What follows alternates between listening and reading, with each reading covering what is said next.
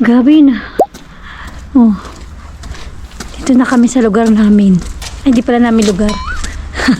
Kung saan pala kami nag-i-stay ngayon. Wala kasing line 6 kaya natagalan kami. Dami naming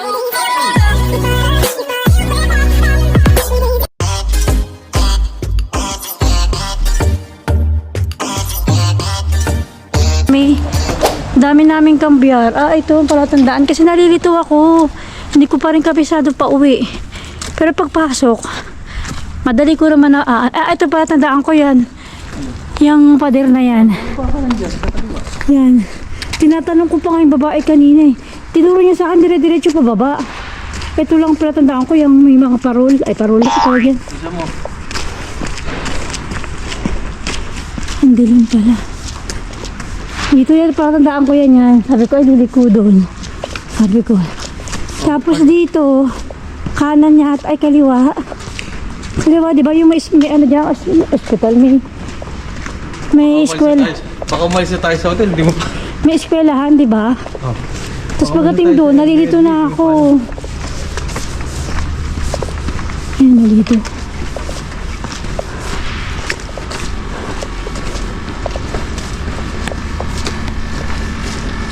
Nalilito ako sa lugar na to eh. Ilang days pa tayo. Nakailang days na tayo dito. Simula no Monday, Friday na. Dito. Ito sa eskwela na to, tama. Yan ang palatandaan ko eh. Pagbaba ko doon ako tinuro. Be. Akala ko doon ako bababa kanina. Akala ko doon ng metro. Doon pala. Nasaan na tayo? Hindi dyan. Ay, dumiretso pa ako doon. Saan dyan? Doon. Tapos? Doon, yung highway na main. Tinan mo, maliligaw talaga ako. Doon ako nang galing. Dire-diretso. Sa may Santander, Kaysa. Hindi ko. 5 minutos. Be, 5 minutos. Good morning! Time check, 9:12. So, kakaalis ko lang doon sa bahay namin. Kung nasa Airbnb natin ang tuloy namin ngayon. So, papunta na ako ngayon ng metro. So, 9:12. Hanggang ngayon, ilang days na kami dyan. Kaya, good morning, maulang araw, maulang biyernes. Hanggang ngayon, hindi ko pa rin kabisado yung metro dito. Araw-araw na lang ako nag-google map. Hindi ko pa rin kabisado yung paikot-ikot kasi nga, ang daming kalye. So kagabi, north na kami umuwi, diba galing kami ng resto. Di dyan, kaya masakit yung paa ko kahapon pang umaga ako sa trabaho. Tapos, pula tarde, pumunta na ako kay Jan. Dito yata kami nagliko kahapon. Hindi ko masyadong familiar yung yung metro. Doon sa may tindahan. Doon, sa pababa doon. Ang dami niya kasing pasikot-sikot. 5 minutes. 5 minutes walking. Dito na ako bababa. Dito. Lalakad ka pababa. Madali sa umaga pero sa gabi hindi ko kabisado. Kasi dalawa yung metro. Meron dito. Tapos meron sa kabila. Line 3 dito. Tapos line 6 yung isa. Mas madali dito kapag pupunta ako ng work. Ay, ito yata kami nagpunta. Bueno, pwede rin dito sa baba. Dito sa may tindahan. Tapos gano'n. Nalilito ako eh. Hindi katulad sa dati naming bahay. 2 minutes lang yung paglalakad. Dito 5 minutes yata. Basta tinandaan ko yan. Yung tindahan na yun. Tapos kakanan ako. Ayun. Kahit saan naman dyan pwede ka magdaan-daan. Kasi doon lang din naman yung ng metro. Dito, tatandaan ko tong eskwelahan na to. Dito, liliko tayo dito. Liliko tayo dito.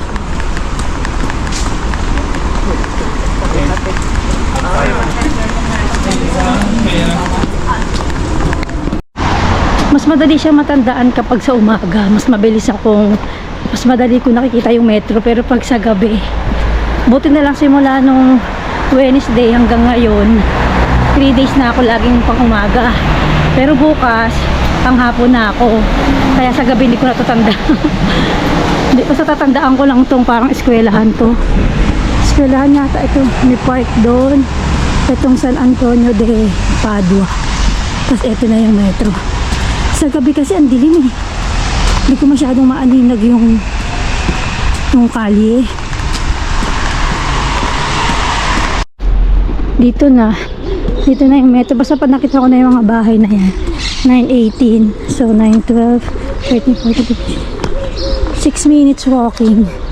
Simula dun sa nirerentahan namin ngayon hanggang dito sa metro. 6 minutos andando. Dito na. Ano to eh? Elevator. Tapos yun na yung metro. Maambon. Ay, sana naman may tao kami. Wala nang benta kasi pag ganitong mga araw. Ganitong season, wala na. Saan ba ako dadaan dito? Dito. Ito na yung metro.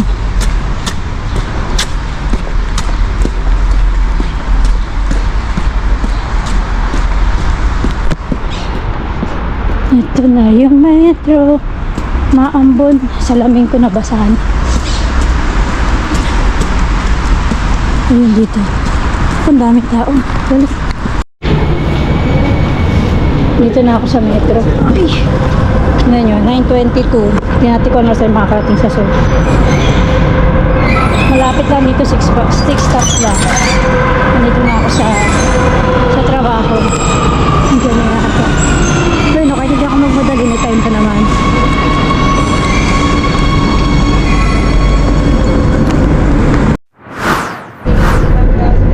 Pauwi na ako sa work. Dito na ako sa metro. So 4 ako lumabas. So 4:21. Andito na ako sa lugar kung saan kami. Mupa. Ayun na pa. Ako nag-rent.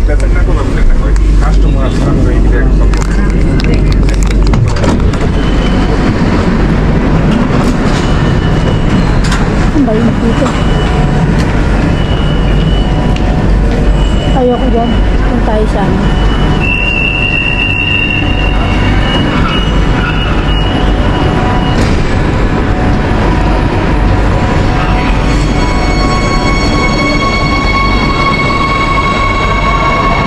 Dito yung ano, ang maganda lang dito sa inupahan namin. Malapit lang sa work ko, 6 stop lang sa metro. Andun na ako sa work, saka nakakauwi na maaga. Pero yung itong metro, simula dun sa apartment, 5 minutes walking. Dito kami yun. Sa line 3. So, dito. Wala kasing tong GoPro, tinanggal ko yung handler kasi nga sira yung tornilyo nito. Kaya hinahawakan ko lang yung ganyan. Dito na ako. Tapos maglalakad ako. Maganda na at least for yung labas ko simula nung Wednesday hanggang ngayon. Pare-pare yung schedule ko 10 to 4, 10 to 4. Tapos ngayon, kanina naman ako kanina, di ba, na maayos. Ngayon, medyo kabisado ko na ng onte yung pauwi ng bahay. Kasi tinatandaan ko lang yung syempre hindi naman kami taga dito, di ba? So, wala pa kaming 1 week. Kaya nangangapa. Mahina kasi ako sa mga direction. Kaya ayun. Sa salida ako dito, tapos kanan yun eh. Pero gutom na rin talaga ako dahil nga ang haba na rin ng 6 hours. Ay, 6 hours ba ako? 10, 11, 12, 1, 2, 3. 6 hours. Buti nga lang, di 5. Dito na ako sa salida. Dito.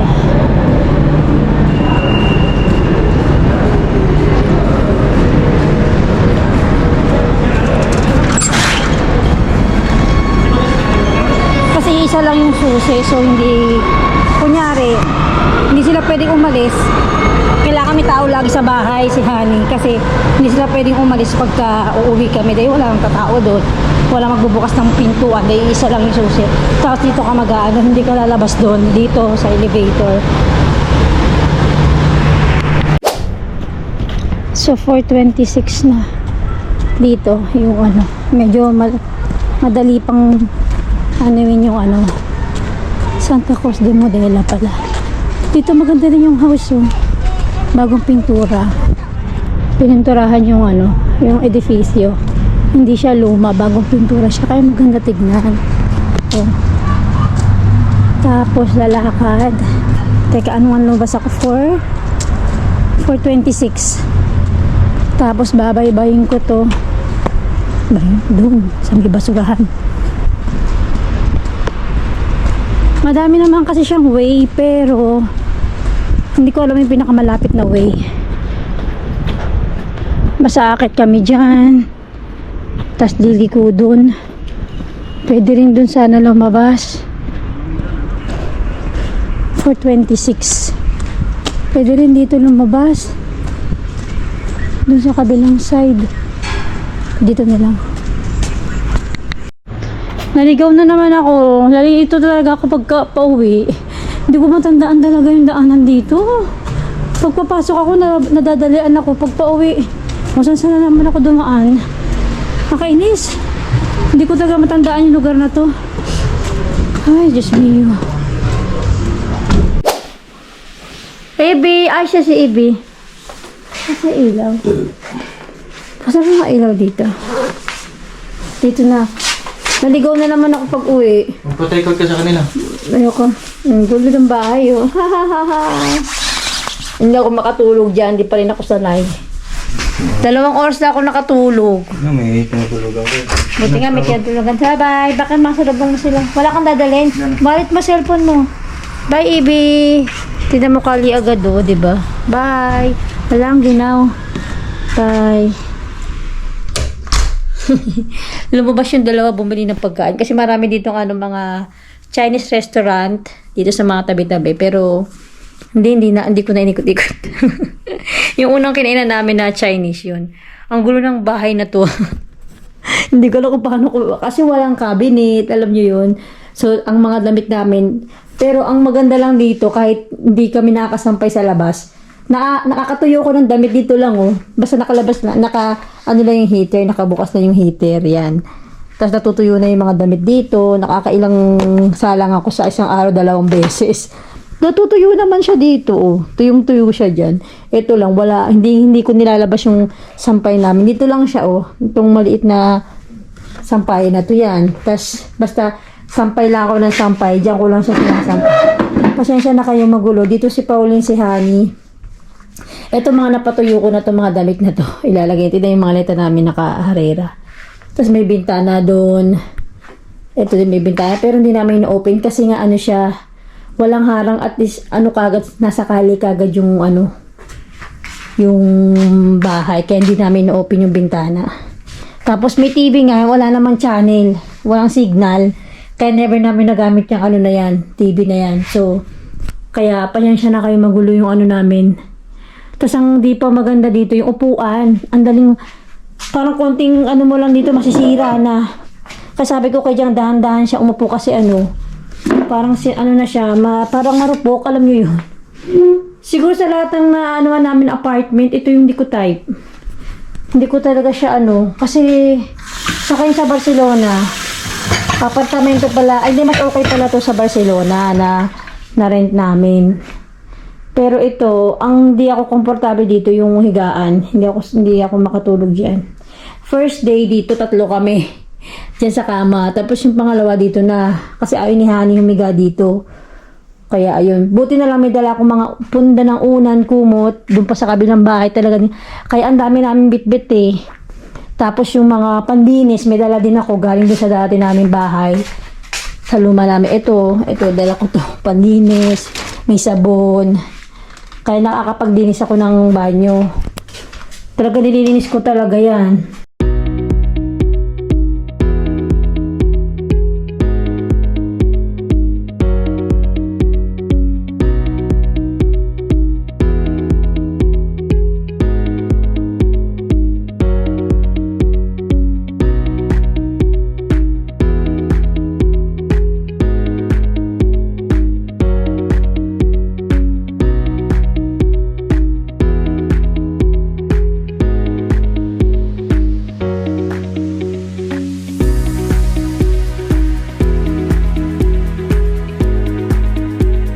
pasensya na kayo magulo. Hindi ko siya maayos-ayos eh. Kasi alam niyo yun, feeling ko nga parang ano eh. Di ba kailan ba kami nag-ano dito? Nag-check-in kami dito nung Tuesday. Ay no, Tuesday. Monday pala kami nag-check-in. So, ano na ngayon, Friday na. 2 weeks pa. Parang gusto ko ng, alam niyo yun, parang gusto ko ng lumipat kasi naguguluhan ako. Hindi ako sanay yung ano, hindi ako makatulog talaga. Siguro namamahay, ganun. Hindi ako makapalagay. Tapos ang gulo, walang lagayan ng damit. Hindi namin pwedeng sa ano lang siya sa maleta lang yung mga damit namin. Kaya pasensya na kayo magulo. Magulo yung gamit namin dito. Hindi ko talaga maayos. Ayun lang. So, yun lang yung update dito sa... Alam nyo ba, ang mahal nito, nasa almost 1,300. Itong rent namin na to for 19 days. So, itong season kasi dahil January, ito na yung... May nakita kami unang-una, 1,400 euros. Kaso, na-cancel, hindi ko lang kung bakit. Mas maganda sana yun, kaso nga lang, malayo siya sa metro, 18 minutes walking. Ito, 5 minutes walking lang. So sabi namin tutulugan lang din naman para lang hindi pa nga kami pwedeng lumipat sa kabilang sa official na bahay namin. Pero abangan nyo guys yung nilipatan namin. Siyempre, lahat ng journey namin, sasama namin kayo yung pag-alis namin sa kapaglipat namin doon. So na-excite kami na alam nyo yung halong nalungkot, na-excite, nalungkot kami siyempre yung ano namin yung 6 years din sa luma namin bahay, hindi rin biro, yung madami ding memories na maaalala kami doon sa kayong bahay namin. Siyempre, first ano namin yun, investment namin dito sa Spain na before nun ayoko pa talagang magkaroon ng bahay, pero si Jan lang talaga ang na gusto niya kumuha ng bahay kasi nga nung start na kinuha namin yung mga bata dito sa Spain, doon siya nagkaroon ng interest na why not na kumuha kami ng bahay instead na nag-alquiler kami ng bahay dito. Total, nandito naman yung mga bata. Kaya yun. 2019 yun. Yung unang-unang naaprubahan kami na makakuha ng bahay. And then, ngayon nga, sinabi naman din sa amin sa bangko no na yun yung kumuha kami ng bahay na sinabi sa amin no na after 5 years, pwede yung ibenta or iparent yung bahay niyo. Tapos kumuha kayo ng another. Talagang sinabi sa amin yun. So, dahil nga sa case namin na hindi namin siya pwedeng gusto namin siyang iparent, pero paano namin siya mamaparent? Masakit man sa loob namin na ibenta yung bahay namin. Hindi namin siya pwedeng iparent kasi nga wala kaming pambayad. Wala kaming money para sa pagkuha ng another na piso. Another piso is bahay, another na bahay. So, kailangan namin siya ibenta para meron kaming pambabayad. Hindi naman totally pambayad, kumbaga magkaroon kami ng, hindi naman kasi totally fully yung binayad sa amin, pambayad namin lahat. So madami pang kaltas dahil nga naka 6 years pa lang kami dun sa bahay namin sa dati. So ang laki pa ng utang namin. So yung utang yung binayad sa amin ng bumili ng bahay, pinuli paid mo na namin yung bahay. Siyempre hindi mo naman pwede hindi ka papautangin ng bangko pag hindi mo pinuli paid yun. Kailangan fully paid mo na yun. And then, yung natira, dito, pambabayad ng onte sa bahay. And then, another utang ulit yun. Yun lang dito, another utang na naman dito sa Spain. So, talagang puro utang talaga dito. Pero thanks God kasi nga nagkaroon kami ng opportunity na magkaroon ulit ng another bahay na aprubahan kami kahit na sa edad namin kasi may edad na rin kami. Nasa 41 na kami. So, 30 years to pay na naman. Another 30 years to pay. So, madaming sabi, ay, sayang naman yung bahay nyo kasi naka 6 years na kayo. Ilan na lang sana bubuo ang kulang nyo. Oo, may mga ganun. Pero, syempre, sa part ng buhay natin, dumarating talaga yung minsan may mga desisyon tayo na may kailangan tayong iwanan, hindi lang merong parang mas gusto nyo ma-improve or mas mapabuti. Basta yung alam nyo yun, hindi, may mga desisyon tayo na hindi naman natin, pang forever na to, parang ganun ba? So talagang hindi rin namin na-expect na hindi rin namin na-expect na magkakaroon kami ng another na piso, na another na bahay. Pero, kasama din naman kasi talaga yun sa mga kondisyones. Ang ano lang talaga doon, kung merong talagang elevator yung bahay namin, pwede na yun. Yun nga lang kasi sabi ko nga sa inyo, sa mga previous vlog ko, mahina na talaga yung tuhod ko. Hindi ko na kayang umakyat ng sobrang tagal. Dahil nga, 4th floor yun, hindi ko na kaya, may problema na ako sa paa. Kaya, kailangan namin talagang maghanap ng bahay na may elevator, at saka siyempre gusto namin kasama si mama in the future. Siyempre may edad na rin yung mama ko, gusto namin kasama namin siya. Siguro tinatanong nyo, bakit hindi ba pwede nyo kasama mama nyo sa dati nyong bahay? Pwede naman, pero siyempre mas maganda pa rin, may privacy pa rin yung mama ko, may sarili siyang kwarto, nakakagalaw siya na maayos. Saka nga, para din sa mama ko, walang elevator yun. So yun talaga ang naging namin, kaya naghanap kami ng another piso. Saka yun nga, yung may garahe na rin siya in the future na in God's time, kung pagkakaloob na dahil nga sa may negosyo si Jan, yung kung pala rin mang magkaroon ng sasakyan, kung loobin, yun, meron kaming paparadahan ng sasakyan. Kaya isa rin yun sa mga namin. Kasi malayo talaga. Simula dun sa sa resto hanggang dun sa magiging bahay namin, malayo din. Saka sa trabaho ko din. Pero may mga ganun talaga darating talaga sa point na ng buhay mo na walang perfect. Laging may kulang, laging may hindi 'di ba? Hindi lahat nasa ibibigay sa iyo. Syempre may mga times talagang kailangan natin mag-sacrifice.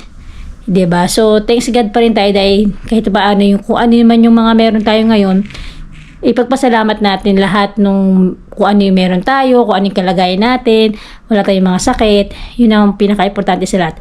So nagpapasalamat ako dahil kung ano man yung nangyayari namin sa ngayon, dahil yun sa Diyos na hindi kami pinababayaan.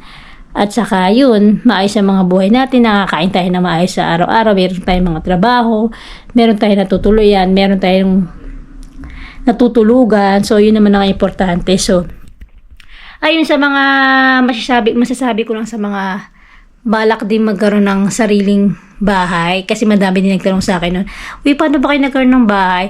Basta wag po kayo matakot na magtanong sa mga bangko nyo. At hanggat maaari, mas bata, parang mas maganda, mas mag-ipon kayo para sa sarili nyo, para sa future nyo, na mas maganda pa rin mag-ipon, alam nyo, dahil malaking nagagawa talaga pagka may ipon kayo, na may mga plano kayo sa buhay, hindi kayo masyadong mahihirapan, alam nyo yon.